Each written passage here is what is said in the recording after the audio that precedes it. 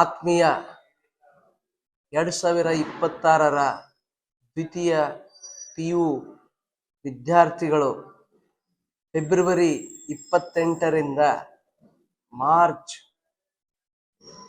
17ರವರೆಗೆ ಪರೀಕ್ಷೆ ಬರೆದಂಥ ವಿದ್ಯಾರ್ಥಿಗಳು ಸುಮಾರು ದಿವಸದಿಂದ ಅವರು ಕಂಡಂಥ ಕನಸು ಇವತ್ತು ಅಂದರೆ ದಿನಾಂಕ 9/4/26ರಂದು ಮಧ್ಯಾಹ್ನ 3 ಗಂಟೆಗೆ ತಮ್ಮ ಫಲಿತಾಂಶವನ್ನ ಕರ್ನಾಟಕ ಸರ್ಕಾರ ಇವತ್ತು ಬಿಡುಗಡೆಗೊಳಿಸ್ತಾ ಇದೆ.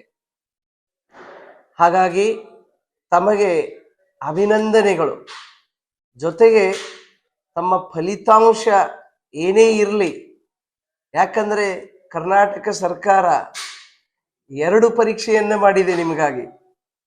ಹಾಗಾಗಿ ಇದರಲ್ಲಿ ಕಡಿಮೆ ಬಂದ್ರೆ ಮತ್ತೆ ಮುಂದೆ ಇನ್ನೊಂದು ಪರೀಕ್ಷೆಯನ್ನ ಕೊಟ್ಟು ಹೆಚ್ಚಿನ ಫಲಿತಾಂಶವನ್ನು ತಾವು ಪಡಿಬಹುದು.